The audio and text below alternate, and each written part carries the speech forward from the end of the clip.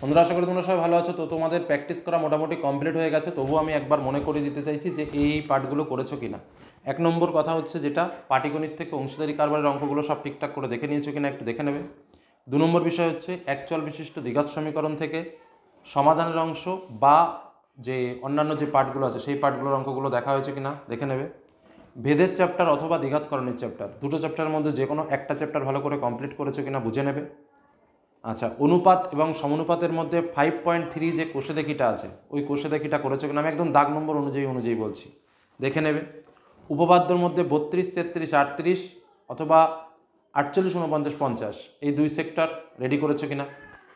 আচ্ছা, প্রয়োগের কথা এখন আমি আর বলছি না, কারণ প্রয়োগটা আনফর্চুনেট বিষয়, অনেক কিছু ভাবনা চিন্তা করে অনেকগুলো প্র্যাকটিস করতে হয়। আচ্ছা, সম্পাদ্যর ক্ষেত্রে অন্তর্বৃত্ত অঙ্কনটা এবং মধ্য সমানুপাতি নির্ণয় আমি দুটোই করতে বলেছি। জানি অন্তর্বৃত্ত অঙ্কন আসবে, তবুও মধ্য সমানুপাতি নির্ণয়টা বারবার বলছি, দেখে যাবে এ দুটো রেডি করেছো কিনা।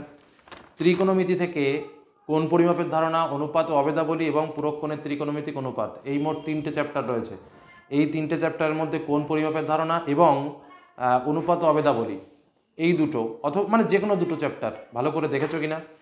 আচ্ছা, উচ্চতা দূরত্বের মাত্র কয়েকটি অঙ্ক দিয়েছিলাম আমি, সেগুলো রেডি করেছো কিনা একটু দেখে নেবে।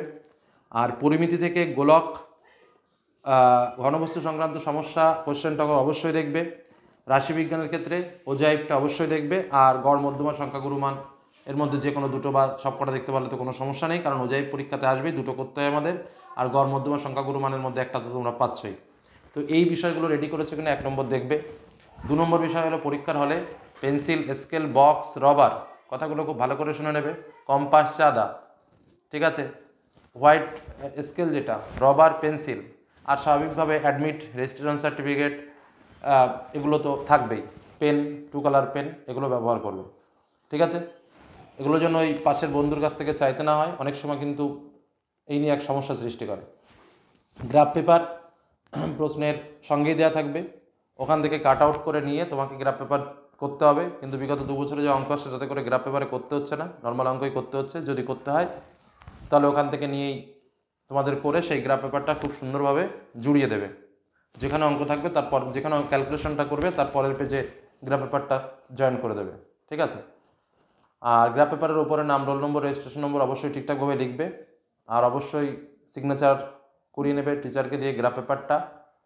আর যে ভুলগুলো তোমরা করো সেটা হচ্ছে, স্বাভাবিকভাবে অঙ্ক পরীক্ষার সময় অঙ্ক প্রশ্ন থেকে ঘাবড়াবে না, মাথা ঠান্ডা রাখবে, বুঝে শুনে অঙ্ক করবে, মাথা ঠান্ডা রেখে অঙ্ক করবে।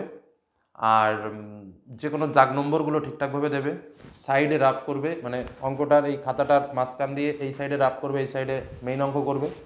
আর মাঝে মাঝে যদি প্রয়োজন হয়, দেখবে যে কোশ্চেনের যে লাস্ট পেজ আছে ওখানে রাফ ওয়ার্ক বলে একটা পেজ লেখা থাকে, সেখানে তোমরা রাফ ওয়ার্ক করতে পারো।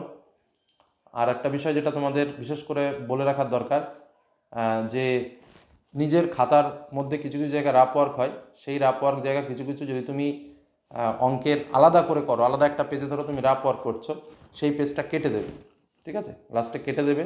কিন্তু নর্মাল রাফ ওয়ার্ক যেগুলো তোমার ক্যালকুলেশনের রাফ ওয়ার্ক, সেগুলো না কাটলেও কিন্তু কোনো সমস্যা নেই, বা সেগুলো কাটার কোনো দরকার নেই। তবে দাগ নম্বর, টাগ নম্বর এগুলো যেগুলো আছে সেগুলো সমস্ত কিছু ঠিকঠাক করে দেবে।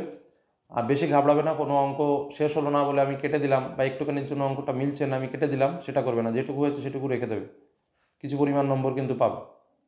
তো এইসব বিষয়গুলো একটু মাথায় রেখে পরীক্ষা দাও। পরীক্ষা আশা করি সকলেরই ভালো হবে, কোনো রকম কোনো সমস্যা নেই। আর যারা সারা বছর প্র্যাকটিস করেছো তাদের তো খুব ভালো হবেই, আর যারা একটু কম প্র্যাকটিস করেছো তাদেরও কিছু কিছু টিপস ইতিমধ্যে শেয়ার করেছি। সেই টিপসগুলো যদি একটু ভালো করে মেনটেন করে চলো তাহলে সমস্যা হওয়ার কথা নয়।